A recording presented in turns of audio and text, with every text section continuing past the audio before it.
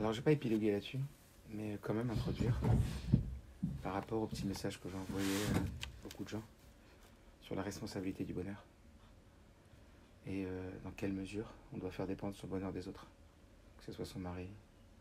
Il y a même une femme qui m'a dit, qui est divorcée, qui m'a dit je comprends pas, on parle pas des enfants dans cette vidéo, dans cette comment on peut pas parler des enfants qui sont une source énorme de bonheur, c'est juste. Mais donc c'est pas le sujet d'aujourd'hui, de maintenant, et ça je vais faire un cours à part pour ça, ça veut dire sur Zoom, etc. D'Afka sur cette Nekuda-là, parce que c'est vraiment d'actualité. Et simplement amener un point, une phrase avec laquelle je vis souvent, et je vis avec encore ce matin, et je la répète souvent. Je ne veux pas être victime de mon malheur, mais je veux être responsable de mon bonheur. Ça veut dire que le matin, des fois on se lève, on est à la pêche, des fois on n'a pas la pêche. Et ça va avoir tellement d'incidence sur nos enfants. Ils vont tellement le payer cher. Ou ils vont tellement en profiter. Quand on va bien, qu'est-ce qu'on est extraordinaire. On est dans la meilleure version de nous-mêmes. Puis quand on va pas bien, qu'on a une chaîne et tout, puis le temps il aide pas, et puis dimanche, et puis alors lundi, et puis il y a les galères, et puis là, toutes les contrariétés. Ce matin, nos enfants, ils subissent tout. Bien sûr. Ils sont les premiers, comment dire, les premières victimes et les premiers bénéficiaires de notre état d'humeur. Quand on a un bonheur et de bonne humeur, ils adorent. Quand vous comprenez ce que je veux dire? Ce matin, je me disais, s'arrêter pour apprécier. On ne peut pas apprécier si on ne s'arrête pas. Je disais, mais tiens, ça me rappelle quelque chose. Et je me rappelle que le rabbi parlait de ça à propos des brachot. Pourquoi Dieu demande de faire des brachot avant manger, après manger? À part des niveaux très élevés qui s'appellent des birurim, ça veut dire du raffinement de la matérialité, ce qui s'appelle des yehudim, des unifications entre la matière et la spiritualité, etc., qu'on fait quand on fait des brachot. Et indépendamment de ça, ça s'appelle birkat aninim, des brachot de remerciement. Bonjour. Bonjour. Quelque part, les brachot avant manger et après manger, c'est une invitation à s'arrêter pour dire merci. Arrête-toi et dis merci. Avant de manger, avant de profiter. Et s'arrête-toi pour dire merci après avoir mangé. C'est pas seulement... Enfin, ça se fait pas de profiter sans dire merci.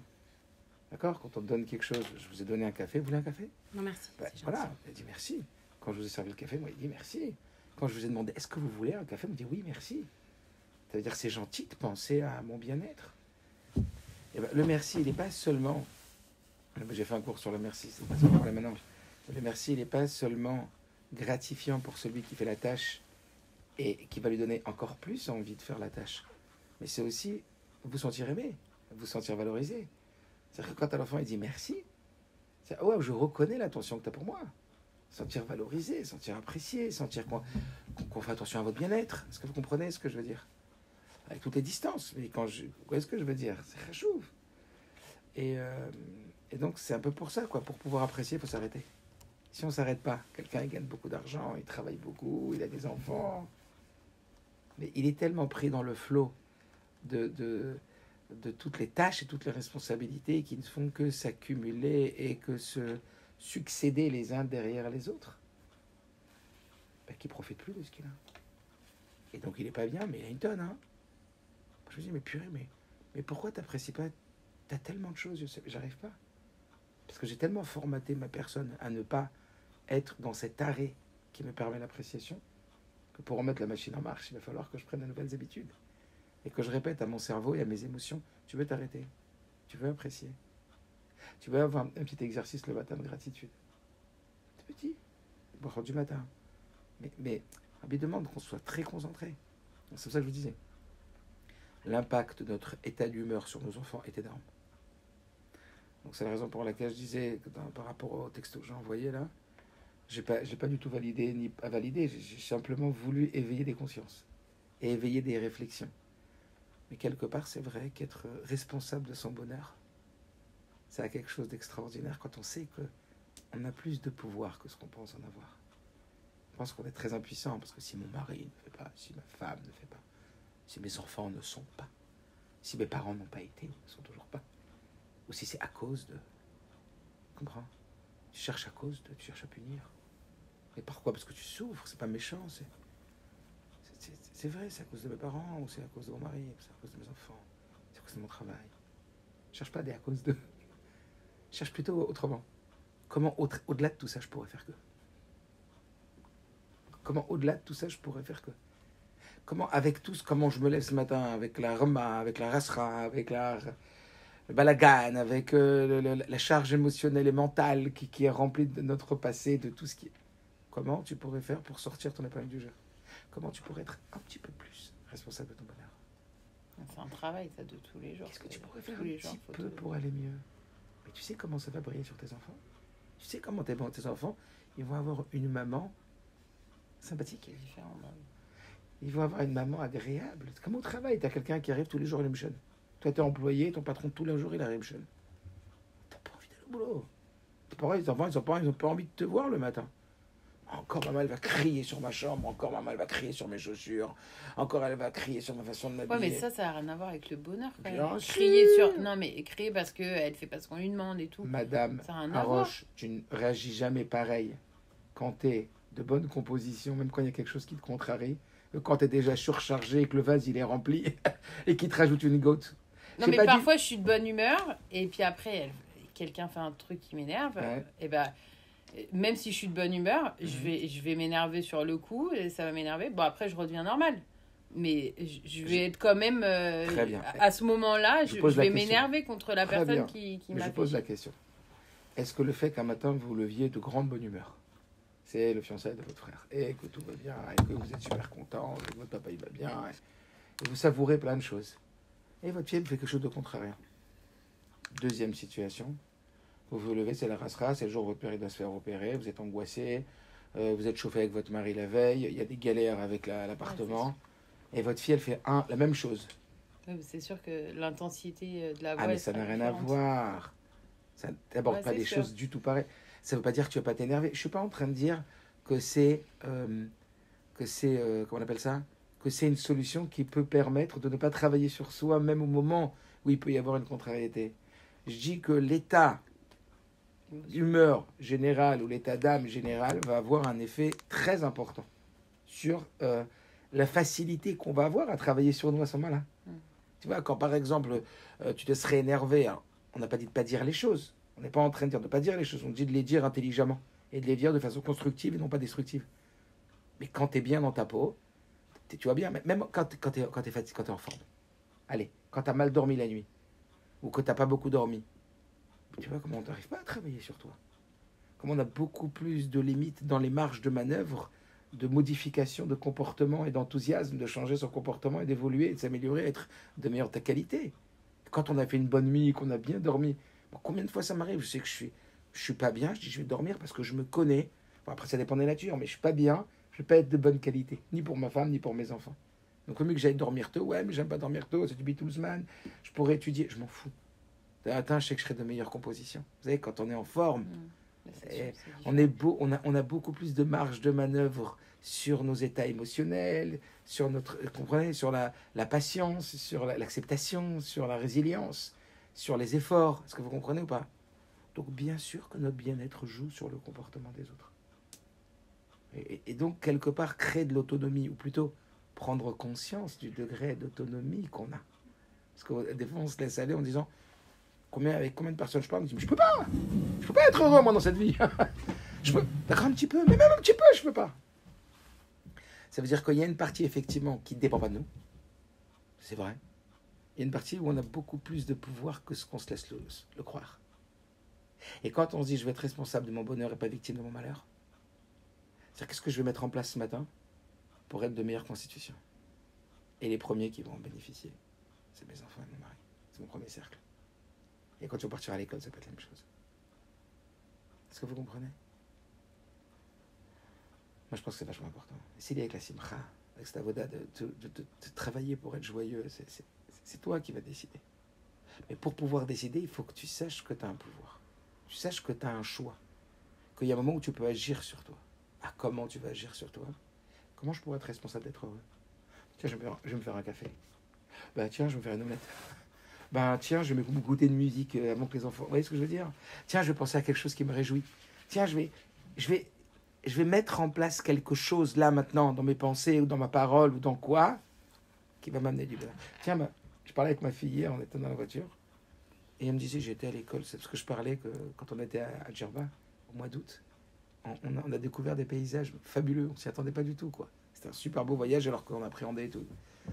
Et je disais à ma fille, oh là là, quand on est arrivé sur la petite île, il y a une île là-bas qui s'appelle l'île de Flamand Rose. Il n'y a pas de Flamand Rose, mais il y a des oiseaux, tu vois. C'était d'une beauté. Tu te croyais dans un autre monde. Et je disais à ma fille hier soir, oh là là, tu te rappelles, Djerba, comment c'était beau. Elle m'a dit, papa, c'est marrant que tu me penses ça cette semaine. J'étais à l'école, quand on a repris après les Zooms, j'étais en rasera monumental. Tellement j'étais en rasera d'aller à l'école, dans le tram, etc. Et ben j'ai revu la vidéo quand on est arrivé dans la petite île. Ça m'a fait un bien. Ça m'a aidé beaucoup à aller mieux. Qu'est-ce que tu as mis en... Je suis pas en train de dire le matin, vous regardez tout. Pourquoi pas? Pourquoi pas aller chercher dans le stock émotionnel positif? Tu sais, de vos émotions positives, va regarder une photo, va regarder une petite vidéo qui va te remettre la baume au cœur, qui va te reconnecter avec un état intérieur de bien-être. Tu as été responsable un peu de ton bien-être. Tu as fait quelque chose pour toi. Tu n'as pas attendu que ce soit ton mari qui te le fasse. Tu n'as pas attendu que ce soit Akadosh Baruch Hu qui s'occupe de faire que tes enfants étaient très sages ce matin, et qu'ils ont été à l'école gentiment. Donc on est aussi responsable du bonheur des autres. C'est sûr. C'est sûr. C'est évident qu'on est responsable de la journée dans laquelle les enfants ils vont passer. Parce que si le matin on n'était pas de bonne constitution, eux ils vont partir. C'est ça qu'on dit toujours aux professeurs. Attention, quand vous recevez les enfants le matin à l'école, vous ne les recevez pas tout frais. Vous savez pas de quoi ils sortent. Vous savez pas de quelle tempête ils sortent le matin. Tu sais pas avec quel bagage ils arrivent à l'école. Donc be quiet. Fais attention, tout doucement, léat. Combien de fois j'ai eu des cas, moi? Il y a des enfants qui s'agitaient en terminale et tout, et après j'ai su que, par exemple, il y a un élève comme ça cette année. Il ne veut pas prier, il fait une tête de 10 km, il est rouge. Je dis, bon, je sais qu'il a du mal avec la tefila et tout. Je dis, il veut pas. Tu sais quoi, Youssef? Ne t'acharne pas sur lui. J'ai su que la veille au soir, ça a été un drame à la maison. Mais un drame. Il a fait un rejet surtout. Et si moi, j'avais pas pris... Peut-être pas dit, peut-être il y a eu un passif, mais peut-être que ça a encore empiré. Alors que là, il restait proche de moi, on restait... Bien sûr, bien sûr. Vous aurez mis dans le même sac qu'un enfant normal, qu'un enfant qui va bien, que ce matin sa maman lui a dit salut chérie, tu veux un petit billet de 10 € pour aller pour acheter quelque chose, tout va bien, embrasse ton père avant de partir, n'oublie pas tes clés, je t'aime fort, une très bonne journée. Une fille que ça. Il n'a pas vécu ça. Il a vécu un drame.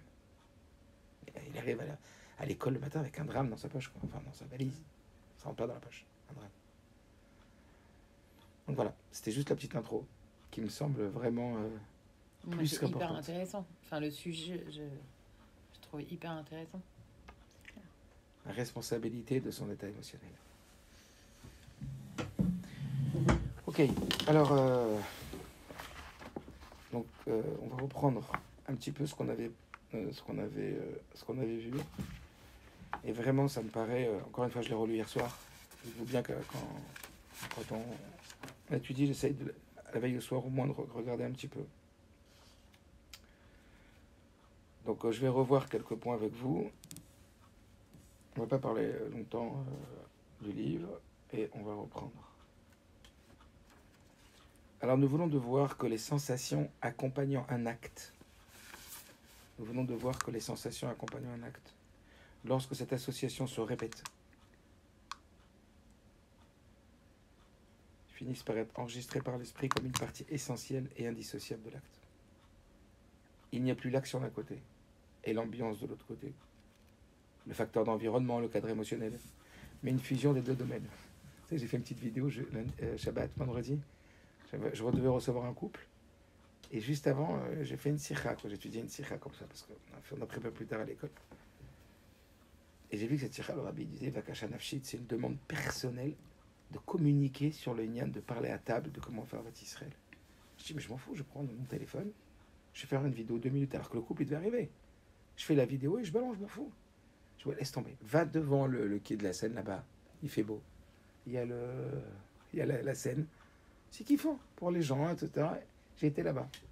Combien de gens ils m'ont dit, qu'est-ce qu'on a kiffé le décor?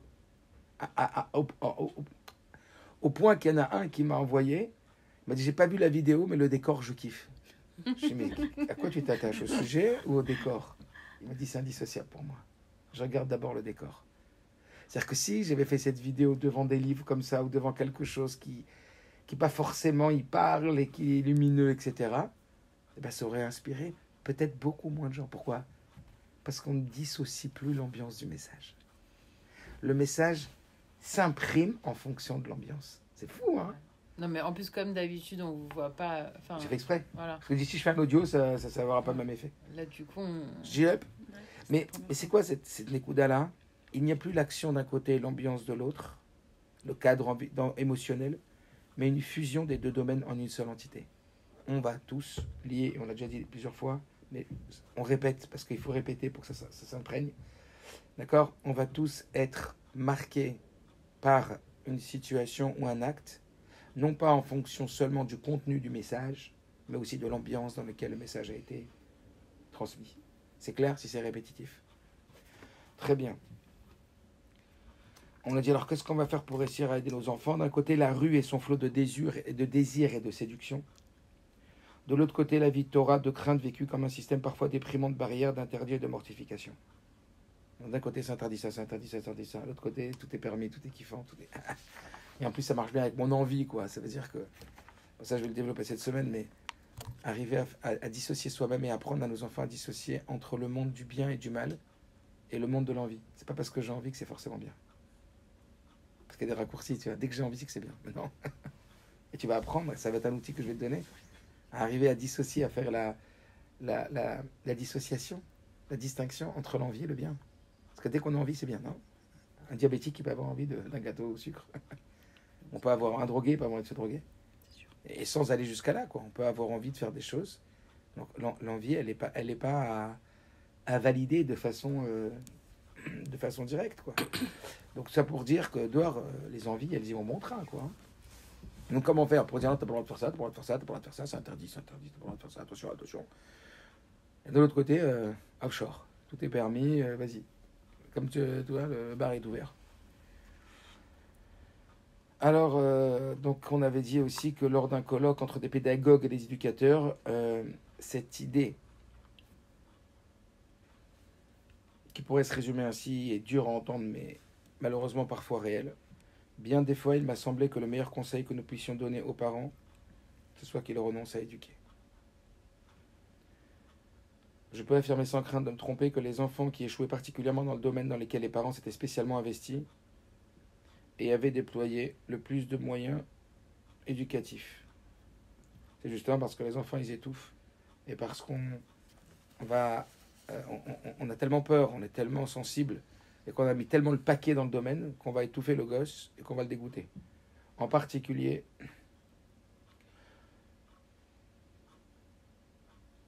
lorsque l'éducation se réduit à des châtiments, des blâmes, des critiques et des reproches. Lorsque l'éducation se résume à des... Et c'est ce qui arrive souvent, quoi, parce qu'on veut tellement le bien que voilà, on finit par cantonner notre éducation au châtiment, blâme, critique et reproche. Ok. Donc on avait parlé de solutions. Oui, bah, on est obligé de leur dire quand même ce qui va pas. C'est quand même des critiques quand on leur dit ce qui va pas.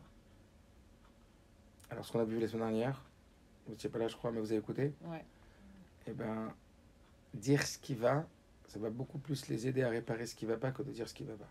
Est-ce que ça veut dire qu'on doit jamais dire ce qui va pas? Non. Est-ce que ça veut dire qu'on doit limiter le nombre de choses qu'on dit qui va pas? Oui. Est-ce qu'il y a des fois il faut que tu fermes les yeux volontairement? Oui. Parce que c'est pas possible de leur dire tout ce qui va pas. Ou en tout cas, ça va pas être reçu. Si une personne elle vous dit tout ce qui va pas, si maintenant je fais le détail de tout ce qui va pas chez vous, et que je vous décris tout ce qui va pas chez vous, enfin, je sais pas, mais imaginez-vous quelqu'un qui vous connaît bien, et qui tous les jours vous répète tout ce qui va pas, mais c'est pour ton bien. Hein. Tu sais, Madame Arroche, parce que je veux ton bien, alors je vais te dire tous les jours tout ce qui va pas. Et du matin au soir, vous êtes vénère parfaite. Tu vas dire, dégage. Change le trottoir, tu me saoules. J'en ai marre de toi. Mais c'est parce que je veux ton bien, je veux te rendre parfaite. Mais sois tranquille. D'abord, aime-moi de façon inconditionnelle, accepte-moi. Et le fait de me dire ce qui va chez moi, ça va m'aider beaucoup plus à écouter de façon avec parcimonie, de temps en temps, tes petites critiques. Il faut pas seulement une petite critique, il faut que la petite critique elle soit écoutée, qu'elle soit valorisée, et que la personne qui écoute cette critique, elle ait envie de la prendre avec certitude, comme quelque chose qui sort de ton cœur. Et quand on est dans la critique acerbe ou répétitive, D'abord, elle perd toute valeur à nos yeux, enfin à la personne qui la reçoit. Et en plus de ça, ça nous rend agressifs. Et on ne le dit plus avec le cœur. Et quand on ne dit plus avec le cœur, ça ne rend plus avec le cœur non plus. C'est le Yom Yom Dir. Le Yom Yom Dir, il dit, il y a une mitzvah de la Torah qui s'appelle faire des critiques. Mais dans le même verset, juste avant, c'est écrit quoi? Lo tisna et achecha bilvavcha. Tu n'haïras point ton frère dans ton cœur. Alors évidemment qu'on n'haït pas nos enfants. Eh bien si. Tu sais, quand est-ce qu'on haït quelqu'un? C'est pas forcément quand on a de la haine avec un grand H. C'est quand on est exacerbé par lui. Quand on est agressé par lui. Quand on en ressent une insupportabilité en nous. Quand on sent de la négativité. Si tu sens pas à ce moment de la positivité, à vouloir l'aider à trouver une solution, et à vouloir l'aider comme un médecin pour aider un patient, mais tu sens une forme de négativité ou d'agressivité à son geste ou à son comportement, tu n'es pas en train de parler de lui, tu es en train de parler de toi. Tu n'es pas en train de dire comment tu pourrais l'aider à sortir de là. Tu comprends? Tu n'es pas en train de chercher des solutions, comment l'aider à vivre une vie meilleure. Tu es en train de lui dire comment ça t'agace ce qu'il fait, comment c'est insupportable, mais pas que pour moi, hein, pour tout le monde, hein. T'es insupportable. T'es juste insupportable. Donc je parle ici des conséquences de la négativité que ton comportement il a, non pas pour te donner des solutions, non pas pour toi, parce que c'était pour toi. Tu fais quelque chose pour l'autre, qu'est-ce que tu fais? Quand tu vas chez le médecin, tu n'as jamais vu un médecin qui commence à te crier dessus parce que tu n'as pas mis une écharpe ou parce que... Tu comprends, le médecin, il est là pour trouver des solutions, quoi. Donc si tu ne joues pas le médecin, tu n'es pas en train d'aider en vérité. Donc tu n'as pas le souci de l'autre en vérité. Et toi, tu penses que tu as le souci de l'autre. Donc quand c'est écrit l'autisnet, ça veut dire vérifie avant de faire une critique que véritablement c'est pas par haine, ça veut dire vérifie que tu n'es pas agressé et ce n'est pas avec agressivité et avec insupportabilité que tu lui dis, mais c'est véritablement en ayant validé que tu le fais par amour et par volonté de l'aider à avoir une meilleure vie et être une meilleure personne. Et qu'à la limite, il reste comme ça ne dérange pas. Est-ce que vous comprenez ce que je veux dire? Et ça me dérange, c'est mon problème, c'est plus ça. C'est pour ça que souvent c'est plus facile pour la mamie de faire passer un message aux enfants parce qu'elle n'est pas agressée toute la journée. Ça dépend. Mais si, des fois, moi, je sais qu'ils sont plus réceptifs. Ouais. Il y a comme ça, c'est écrit. Tu respecteras ton père et ta mère ou ta mère et ton père. Dans quel ordre? Et ça dépend sur quoi? Je parle de la mamie, hein, les grands-parents. Ah, les mamies, je crois que c'était maman. Non, les grands-parents. Des fois, c'est plus facile de faire passer les messages par les grands-parents parce qu'ils sont moins... Et les enfants, ils sont beaucoup plus réceptifs. Mais je lui ai dit exactement la même chose, ils ne m'écoutent pas, moi. Bah, bien sûr. Les mamans et le rabbi parlent beaucoup dans les lettres des amis. Les amis des parents. Il y a beaucoup moins de tension parce que on est beaucoup moins... les parents sont beaucoup plus sensibles parce qu'ils ont beaucoup plus peur. Ils sont beaucoup plus agressés. C'est un échec de leur éducation. C'est eux qui, c'est le miroir, c'est leur miroir. Regarde ce que tu as fait de tes gosses, t'as vu? Donc on se voit nous-mêmes en vérité. On est dans le jugement de soi-même en vérité, vous comprenez?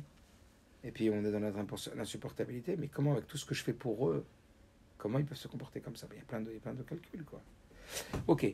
Quand on est exaspéré, il vaut mieux ne rien dire alors. Quand on est... Quand on n'en peut plus, quand on est exaspéré. Vaut mieux oui, ne rien dire. Il faut rien dire. Il faut fermer les yeux. Ouais. Il faut se calmer. Et après, quand on sera de meilleure qualité, on reviendra et on en parlera. Je n'ai pas dit de ne rien dire. Je dis de le dire au bon moment. Ouais. Et de le dire avec la bonne intonation. Au moment où intonation. on n'est pas bien, vaut mieux ne rien dire. On va détruire. On risque de casser la valeur de l'enfant lui-même. On va l'émietter. Parce qu'on est fort en plus, on a les mots. Hein. On a les mots, on a le pouvoir, on est sur le podium, on a le droit de dire ce qu'on veut, et ils doivent se la fermer quand ils entendent ça. Et s'ils ont l'audace de répondre avec la même décibel que nous, avec les mêmes mots que nous, on va les foudroyer par la tempête.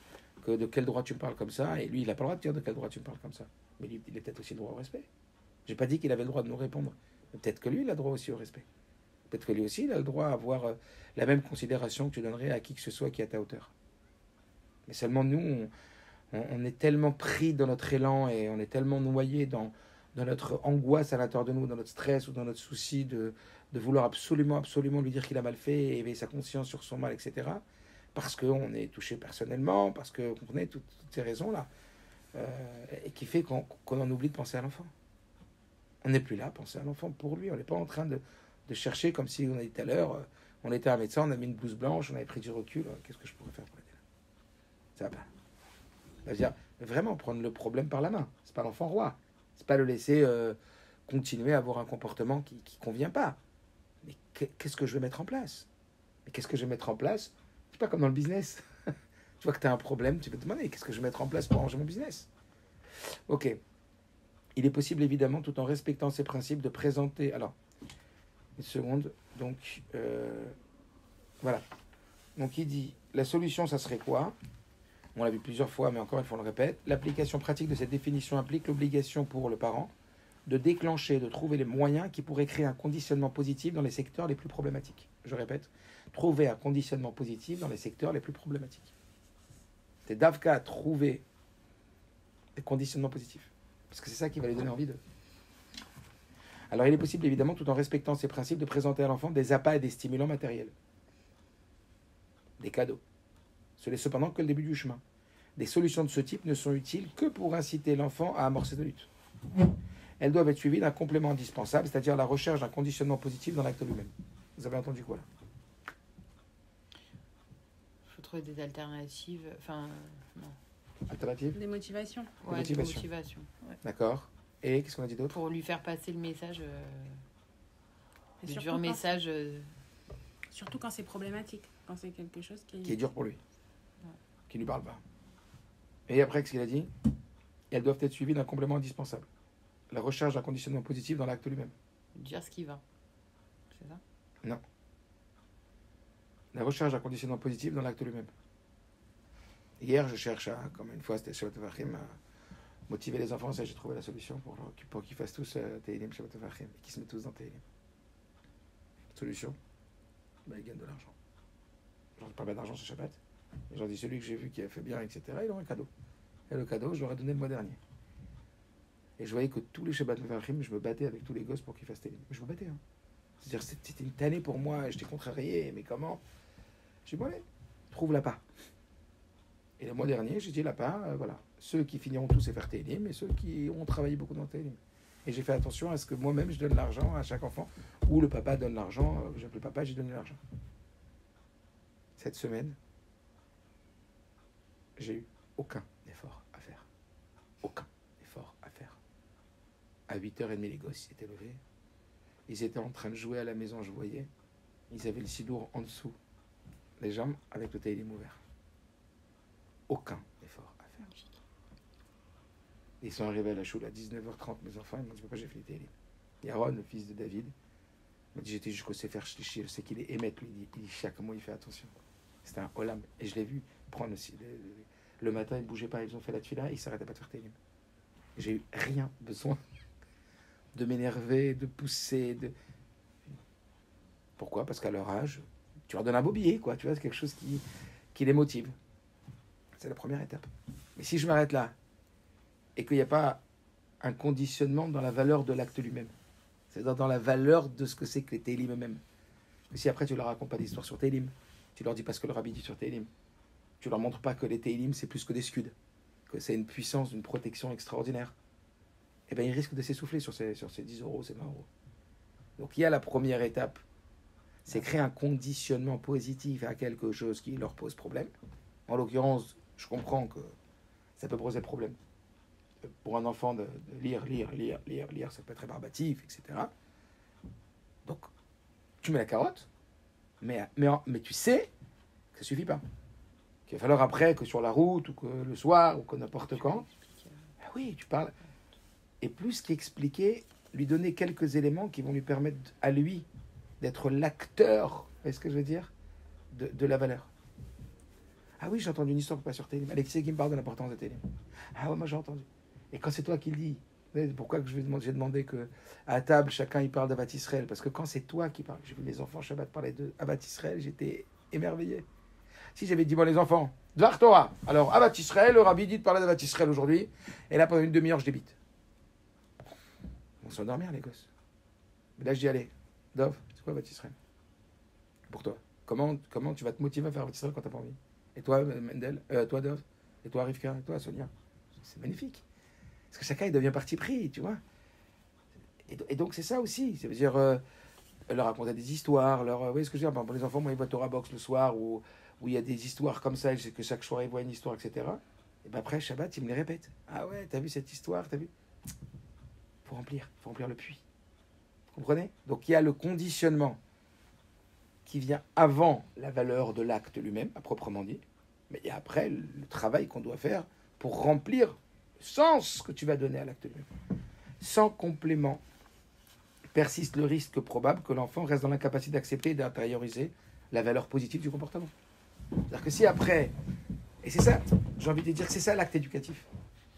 Comprenez ? Donner le billet, c'est pas un acte éducatif. Ou c'est un acte éducatif ? Non, il faut l'explication qui va avec. Mais est-ce que donner un billet, ça fait partie d'un acte éducatif ou pas ?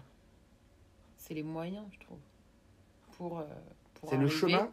C'est le chemin ? Ouais, pour mais arriver... est-ce que c'est la destination ? Est-ce que tu pourrais dire que ça, c'est de l'éducation ? Est-ce que vous pourriez dire que ça, c'est c'est pas ça la fin en soi. Non, mais ça aide. C'est un moyen d'arriver. C'est un, comment dire, cher mitzvah. Fabriquer une souka à Soukot, c'est pas une mitzvah. Et il faut fabriquer la souka pour pouvoir manger dedans et faire la bracha. Donc c'est pareil. Pourquoi je vous dis ça ? Pour ne pas faire l'erreur de croire que quand tu as promis la récompense, tu as éduqué. Tu n'as rien éduqué du tout pour l'instant. Tu n'as pas fait la mitzvah. Éduquer, c'est quand tu vas parler de la valeur des télim. Est-ce que vous comprenez la différence ? Et parfois, on se leurre. Ça veut dire on se trompe. Et on se dit, bah tiens, je leur ai fait un cadeau et ils ont fait l'acte, donc c'est gagné. Il n'y a rien de gagné. C'est comme si tu devais les amener à l'école. C'est pas parce que tu les amènes à l'école qu'ils vont travailler. Est-ce que vous comprenez ? De plus, il y a lieu de craindre qu'une fois écoulée la phase de séduction matérielle, les problèmes ressurgissent dans leur acuité première. L'instrument principal qui nous permettrait de créer autour de l'acte un conditionnement positif est de toute évidence, le chapitre suivant qu'on va voir, c'est l'encouragement. Ce thème sera abordé dans le chapitre suivant. Alors le principe le plus fondamental sur lequel est basé l'acte éducatif se ramène à une loi selon laquelle, donc là maintenant on est en train de parler de l'acte éducatif lui-même, est basé sur ce principe qui dit que les actes extérieurs d'un homme influent sur son monde intérieur. Est-ce que vous avez compris à ça ? Les actes extérieurs d'un homme influent sur son monde intérieur. Est-ce que vous comprenez ? Je vous le dis en hébreu. Nifal Adam les filles Peolotav. Ça veut dire quoi ?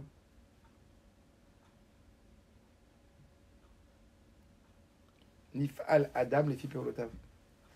Je vous le dis en bon français. L'action n'est pas tant un mode d'expression, mais surtout un mode de transformation. L'action n'est pas tant un mode d'expression, mais surtout un mode de transformation.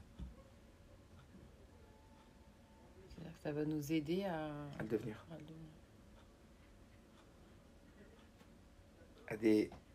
Dans des dizaines de domaines différents. La chita du Rabbi, la chita aujourd'hui de la TCC, thérapie cognitivo-comportementale, et de plein d'autres chitotes aujourd'hui en psychologie qui marchent très très fort. C'est que le comportement, il modifie le programme intérieur. Le programme. C'est à force de faire que tu vas devenir. Alors ça a dit au Rabbi, j'en peux plus, j'arrive pas à pas m'énerver. Comment je peux faire ? Le Rabbi lui dit, arrêtez de vous énerver. Il dit, mais non, c'est le but. Mais non. Quand une fois vous allez réussir à pas vous énerver, quand d'habitude vous vous énerviez, et vous allez trouver une autre stratégie pour exprimer votre mal-être. Et une deuxième fois, vous allez réussir à contrôler. Puis vous êtes pas tombé, mais une troisième fois, vous allez réussir à contrôler. Vous allez peu à peu gagner du terrain et devenir la nouvelle personne. Ça veut dire que ton action devient ta nouvelle personnalité, à condition qu'elle soit très répétée. Est-ce que vous comprenez ?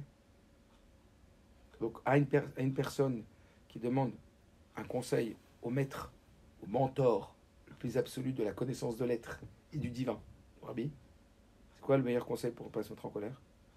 C'est concrètement de s'empêcher de s'y mettre au moment où on a envie de s'y mettre. Alors, je n'ai pas dit de ravaler la frustration, etc., de le dire avec une autre technique. D'accord ? Pareil avec la tzedaka, pour montrer que c'est des sujets qui sont complètement distincts les uns des autres. J'arrive pas à être en bas de tzedaka.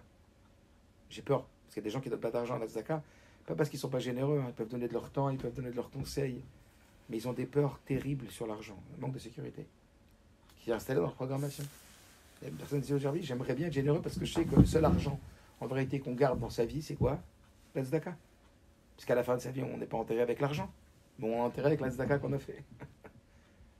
Vous vous rappelez cette histoire du Ben Ishraï ? Ben Ishraï, non, ça vous dit quelque chose ? Ben Ishraï dit à quoi ça correspond, à quoi ça ressemble la tzedaka ? Il y a un chasseur. Un chasseur, il voit des oiseaux qui volent et il tire dessus. Et il a réussi à toucher certains oiseaux. Ceux qu'il a réussi à toucher, ils sont tombés, ils sont morts. Les autres, ils s'envolent, ils partent. Ben Israël dit la tzedaka, c'est comme les oiseaux que tu as tués. C'est l'argent que tu n'as pas utilisé pour toi. C'est l'argent que tu as tué. C'est un manque à gagner. Tu aurais pu l'utiliser pour avoir une meilleure vie. Mais tu l'as donné aux autres, tu l'as tué de cet argent. Et c'est le seul à la fin de ta vie qui reste. Tous les autres, ils sont envolés. C'est-à-dire que tout l'argent que tu as eu un jour ou l'autre, il ne sera plus à toi. Mais l'argent que tu as donné à la tzedaka, il sera toujours à toi. Personne ne te l'enlèvera. C'est magnifique cet exemple. Alors, pourquoi je vous ai dit cet exemple de la tzedaka? Parce que personne dit au rabbi, j'arrive pas à être un bal tzedaka. Le rabbi lui a dit, habituez-vous à vous faire mal, à vous dépasser. Non, mais c'est mon but. Bon, mais le but est un moyen. Le fait de répéter le but est un moyen. Demande-toi comment tu veux être. Demande-toi comment tu veux devenir. Demande-toi comment tu veux réagir. Et essaye de réagir comme ça. Et essaye de répéter comment tu veux réagir. Et ça va rentrer. Nifal, Adam, les filles, Peolotav. Un homme agit selon ses actions. Je répète la phrase en français. L'action n'est pas tant un mode d'expression, parce qu'on sait que l'action est un mode d'expression. En vérité, il cache quelque chose de plus profond. C'est une source de transformation. C'est énorme cette notion. C'est-à-dire que l'outil le plus puissant que tu vas trouver pour changer, c'est de commencer à agir comme tu souhaites devenir. Même si au début, c'est pas naturel. Et ça, c'est l'arme de transformation. Encore une fois, c'est ce qu'utilise beaucoup la TCC et aujourd'hui toutes les thérapies comportementales positives, etc. C'est énorme. Ça revient à la chassidoute, quoi. Vous comprenez? Donc il dit, puisque c'est comme ça, autrement dit, les actes et comportements d'un homme ne sont pas seulement les résultants des forces psychologiques et spirituelles, mais peuvent, par une action en retour, susciter ou créer un réveil des mêmes forces à l'intérieur de l'être. C'est clair ce que je viens de dire? Je répète. Autrement dit, les actes et les comportements d'un homme ne sont pas seulement les résultantes de forces psychologiques ou spirituelles, mais ils peuvent, par une action en retour, susciter ou créer un éveil des mêmes forces. Quand je fais un acte, j'éveille les forces qui correspondent à cet acte. Est-ce que c'est clair? On l'avait vu dans Klala Chino Vadracha, dans les principes de l'éducation du rabbi précédent, où là-bas on demandait à propos d'Avraham Avinu. Il a fait la Brit Mila. Il est fatigué. Il est un peu âgé, Avraham Avinu. Le jour où on a fait une opération, on est crevé. Mais il a fait la Brit Mila, Avraham. Il est crevé. Et il supplie Dieu qu'il les invite. Il supplie Dieu de pouvoir exprimer son chesed. Et Dieu, il fait sortir un soleil de plomb pour ne pas qu'Avraham Avinu soit dérangé. C'est pour ça qu'il faisait très très chaud et très très bon. Et Avraham Avinu, il supplie Dieu qu'il les invite. Alors pourquoi? Pourquoi Avraham Avinu, il supplie Dieu qu'il les invite? Pourquoi faire qu'il les invite? La réponse, c'est quoi? Que la chesed elle donne. Et même qu'il était devant la Shrina. Hein. Et pourquoi ça? Il avait la présence divine, il a laissé tomber la présence divine. Pourquoi ça? Écoutez bien. Parce que, le rabbi précédent dit, une qualité n'en est une que lorsqu'elle est utilisée. Mais une qualité qui reste en potentiel n'est pas une qualité. En vérité, Avraham Avinu s'est dit, si un jour j'arrête d'exprimer mon chesed, alors ma mida de chesed risque de s'atrophier en moi. Que tu pourrais dire, t'es un ish chesed, ça veut dire que t'es un homme généreux dans l'absolu. Après, t'as un pauvre devant toi, tu donnes, mais t'as pas de pauvre. C'est pas parce que t'as pas de pauvre et que tu donnes pas la tzedaka que t'es pas chesed. Eh bien si. C'est-à-dire que si t'arrêtes de mettre en exergue, c'est ça qu'on dit? C'est ça que ça veut dire exergue? En exergue. En exergue. Si t'arrêtes de mettre en marche, en avant, ton acte, eh ben ta midelle va s'affaiblir. C'est vrai pour le bien comme pour le mal. Donc si tu veux atrophier tes mauvaises midotes, ne les exprime plus. Si tu veux développer tes bonnes midotes, répète-les. Et tu vas devenir ce que tu fais. Et ça, je suis en train de vous donner des yesod de 400 pages de livres, 500 pages de livres de psychologie, je vous dis aujourd'hui, ils sont tous à fond là-dessus. Et ça, c'est la chassidoute qui le dit. Après, tu peux le savoir grâce à la chassidoute, grâce à la psychologie, grâce à ta mère, grâce à ta sœur. Si tu le mets pas en marche, ça ne change rien dans ta vie. L'important, c'est pas de le savoir, c'est de l'utiliser. Est-ce que vous comprenez ce que je veux dire? Et parfois, on est fatigué aussi. Bien sûr. De faire tout le temps. Bien sûr. Tout le temps. C'est pour ça que je vous dis deux choses. La première, c'est que j'ai écouté ce que vous avez dit dans votre réponse du message. Des fois, il faut s'accepter. Il faut se dire on est fatigué, mais il faut savoir se relever. Ouais. Des fois, on a du mal à... on en a marre, quoi. Donc, on a le droit de s'arrêter un peu. Mais en sachant qu'il va falloir se reprendre. Comme la Gemara dit des fois, bitula zokiyuma. Des fois, de s'arrêter de travailler, ça va permettre de mieux travailler. C'est les vacances, tu vois. On se fait un peu des vacances. On lâche le boulot. Mais en réalité, il y a cette part de là qu'on doit respecter de nous. Mais en même temps, on a été créé pour travailler. Et notre satisfaction et notre joie et notre fierté de nous-mêmes ne viendra que lorsqu'on aura véritablement changé par ce travail. Et donc oui, je suis d'accord. Il faut de la volonté et de la persévérance. Et pour qu'il y ait volonté et persévérance, il faut que véritablement on ait mis du sens et que ce soit important pour nous ce qu'on fait. Donc il y ait de la volonté. Est-ce que vous comprenez ou pas? Bien sûr. Donc il faut de la volonté et de la persévérance. Parce que bien sûr que ton corps et que tes habitudes, il va te rattraper, il va chercher à te rattraper. C'est comme l'Égypte. On est sorti d'Égypte, il essaie de nous rattraper. L'Égypte, c'est nos limites. Tu sais, on vit dans nos croyances limitantes, on vit dans notre système, dans notre programmation mentale. Et ça va nous rattraper. Il faut s'y attendre. Et donc, nous, on doit y aller en courant. C'est pour ça qu'on a dit à Rennes ça aujourd'hui, on doit y aller. Notre âme animale, notre abdine, elle doit y aller en courant. Donc, il faut de la motivation, il faut de la volonté, il faut de la persévérance. Et puis, tu sais que c'est pas ni dès la première fois, ni dès la deuxième fois, ni dès la troisième fois. Encore ce matin, je passais, j'étais choqué. Je suis parti de la maison à 7h quelque chose, 7h30, 7h, je sais pas combien. Et je les vois tous les matins, c'est là. Deux petits jeunes de 16-17 ans. Ils sont déjà à la musique sur le terrain de basket, c'est à côté de la maison. Déjà en train de monter des paniers de basket. Puis 7h du matin. Je me dis, purée, on est tous les deux tout seuls dans la rue. Il y a le petit jeune qui a 16 ans qui veut absolument marquer ses paniers de basket. Je dis, mais qu'est-ce qui l'anime, purée de zut, pour se lever à un jeune de 16-17 ans à 7h du matin, avec cette musique là, en train d'essayer de marquer des paniers encore. Alors je dis, c'est beau. Alors, moi, j'arrivais pas à trouver, parce que j'ai pas le hobby, j'ai pas le kiff du basket, tu vois. Comment tu vois, il va retirer dans son panier. Et après, il va gagner quoi? Il va gagner de réussir à mettre une balle dans un trou, purée. Alors je diminue. Et quand tu sais que, comme il dit Rabbi Yochanan, il dit, eux, ils se lèvent le matin et nous, on se lève le matin. Et ils se lèvent pour aller dans un puits sans fond et nous, on se lève vers le lavaba. Quand tu vois, imagine, je sais pas, moi, un scientifique qui doit découvrir l'antibiotique, il se lève le matin, il est hyper motivé, et l'autre, il se lève le matin pour son match. Mais, c'est pour vous dire quoi. Chacun sa motivation. Voilà, et c'est pas pour diminuer son Yann, mais c'est pour montrer que qui que ce soit qui veut réussir, il sait qu'il va falloir que... Peut-être le matin, il n'a pas envie de se lever, peut-être que...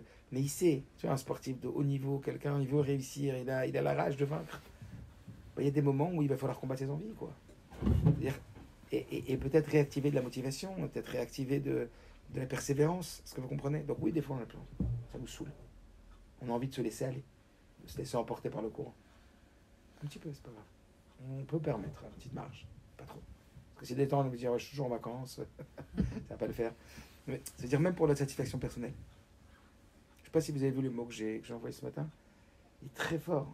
C'est-à-dire que quand tu réussis quelque chose qui a du sens pour toi, eh bien la satisfaction d'avoir réussi, c'est encore plus fort que le profit, que le salaire. Est-ce que vous comprenez? Donc quelque part, il faut se motiver. C'est sûr ça. Alors, je ne sais pas quelle heure il est. Encore une minute. Donc il dit, ainsi l'acte de bonté n'est pas seulement, je vais doucement, ainsi l'acte de bonté n'est pas seulement le produit effectif de la tendance à donner, mais aussi une force créatrice qui affermit et améliore même cette tendance. Vous avez compris? L'acte affermit et renforce sa tendance. Avec Abraham Avinu, ce qu'on a expliqué. Une mitzvah accomplie dans la discrétion développe ainsi dans le cœur de son auteur cette vertu de pudeur et de retenue. C'est clair ou pas? Nifal Adam, les filles Peolotav. Dans Sefer Achinour, c'est écrit, un homme devient ce qu'il fait. C'est comme l'histoire du rabbi avec la fille qui voulait se marier, qui n'arrivait pas à se marier parce qu'elle était trop égoïste. Ouais, elle était trop égoïste. Elle était trop égoïste. Ouais. Alors bah, du coup, il fallait qu'elle donne. Vous vous rappelez, elle devait servir les gens. Comme ça, toujours le rabbi. Il y avait 2 histoires sur ça. Une qu'elle est rentrée, elle avait un dossier énorme. Et elle a dit, je suis pervers narcissique, je pourrais jamais me marier. Le rabbi, vous vous rappelez, il a lu en diagonale tout le truc, et elle lui a dit, ah ouais, le rabbi l'a pas lu. Le rabbi lui a montré qu'un détail, il avait lu. Et il lui a dit, à partir de demain, quand tu vas retourner à Bati Yaakov, tu vas servir toutes tes copines à manger. Ils vont me prendre pour une folle. Et là, donc, c'est comme ça qu'elle a débloqué. Et il y a une autre histoire où une Kala, elle est rentrée avec son khatan en Yechidut chez le rabbi, et elle a demandé au rabbi que son khatan y sorte pour parler seul avec le rabbi. Et le khatan, il est sorti. Le rabbi a demandé que le khatan y sorte. Et elle s'est mise à pleurer. Et elle a dit, je pourrai jamais me marier. Je vais arrêter mon mariage. Le rabbi lui a dit, pourquoi? Elle a dit, parce que je sais que je suis hyper agressive et hyper nerveuse. Et que j'aurai jamais la patience, ni avec mes enfants, ni avec mon mari. Et lui, il croit que je suis une douce, mais en vérité, je suis une fausse douce. Je suis une fausse calme. Et le rabbi lui a dit, ne vous inquiétez pas, avec chaque enfant, Dieu il va vous donner un lot de patience. Mais dès maintenant, allez travailler dans un hôpital pour enfants, allez les aider. Et le fait d'aller déjà donner, d'aller les aider, d'aller vous habituer avec des autres enfants que les vôtres, ça va quelque part initier votre patience qui sera encore accompagnée par l'aide de Dieu quand vous irez au travail. C'est que ça. Et aujourd'hui, la psychologie, elle marche que comme ça. Favoriser la transformation parce que tu veux devenir plutôt que ce qui t'empêche de devenir. Un peu de lumière oppose beaucoup d'obscurité.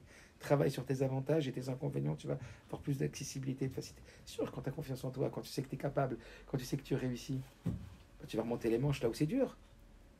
Mais si tu focalises là où c'est dur et que tu n'arrives pas, tu vas te démoraliser, tu vas te décourager. Aujourd'hui, le pire ennemi de l'homme, c'est le découragement. En résumé, ce qu'on a vu aujourd'hui. Petit 1, tu aimes tes enfants. Occupe-toi de toi d'abord. Fais attention à ton état d'âme, à ton état émotionnel, parce qu'il va avoir un effet énorme sur tes enfants. Donc ne te dis pas au matin, je suis victime de mon malheur, mais plutôt comment je pourrais être responsable de mon bonheur. Quand je m'occupe de moi et que je vais bien, et ça peut aller vite, et ben je vais donner le meilleur de moi aux autres. D'accord? Donc apprendre à s'aimer, c'est bien, c'est apprendre à mieux aimer les autres. Petit 1. Petit 2, on a vu le conditionnement qu'il y avait entre comment on appelle ça, entre l'ambiance ou le cadre émotionnel et l'action que l'on vise à intérioriser chez l'enfant. Indissociable. C'est bon? Ça, c'était le 2e point. Et donc, on s'est demandé comment faire pour motiver donc, cette action positive. Tout d'abord, savoir que si on invective les enfants que par des châtiments, des critiques, des punitions, et que c'est non-stop comme ça, mieux vaut ne rien faire que mal faire, rappelez-vous. D'accord? Parfois, ne pas éduquer, c'est mieux que de détruire. Ensuite, le point suivant, c'est dans le positif, quoi faire? Eh bien, essayer d'associer du positif, un conditionnement positif, à cet acte. Petit 1, par une chose qui parle aux enfants. Donc ça peut être, comme on a dit, de l'argent ou quoi. C'est donc des moteurs, d'accord, qui sont comme des appâts stimulants pour l'enfant, mais qui ne vont marcher qu'un temps. Donc mettre ces appâts en place, ces stimulants en place, et après, se rappeler et se dire, j'ai pas encore éduqué l'enfant. C'est qu'un moyen de maintenant pouvoir commencer à l'éduquer. C'est quoi? C'est justement ce terrain propice à la constitution du sens et de la valeur de ce que tu lui demandes de faire. D'accord? Mais dans un cadre de réussissant. Il est déjà dans un cadre de celui qui fait celui. Je vais te montrer maintenant la valeur de ce que tu fais. Est-ce que vous comprenez? Je ne vais pas te montrer la valeur de ce que tu fais, du cancre que tu es, du vaurien que tu es, du méchant que tu es, du grave pas faire tes. Est-ce que vous comprenez ce que je veux dire? Quand tu es à la bonne et qu'on te dit, tu sais ce que tu viens de faire, je vais te dire la force de ce que tu viens de faire. C'est ce qu'on appelle la digestion. Vous vous rappelez ou pas? Parce qu'il y a l'acte, et l'acte, c'est pas forcément toi, parce qu'on t'a dit de le faire. Et c'est quoi la digestion? C'est l'appréciation de ton acte. Parce qu'à partir du moment où on apprécie ton acte, comme toi, tu as envie de gagner des points dans la valeur de ce que tu as, de ce que tu es, et ben tu vas utiliser ces actes en disant, waouh, grâce à ces actes, et ben je vais être plus apprécié. Est-ce que vous comprenez ce que je veux dire? Ok. Et dernier point qu'on a vu, c'est attention à comprendre que l'action est un mode de transformation et pas uniquement un mode d'expression. Avec l'histoire avec Abraham Avinu, avec le système qu'on a expliqué, qu'en répétant en vérité ce qu'on veut devenir, en fin de compte, on le devient. Merci beaucoup. Merci. Vous...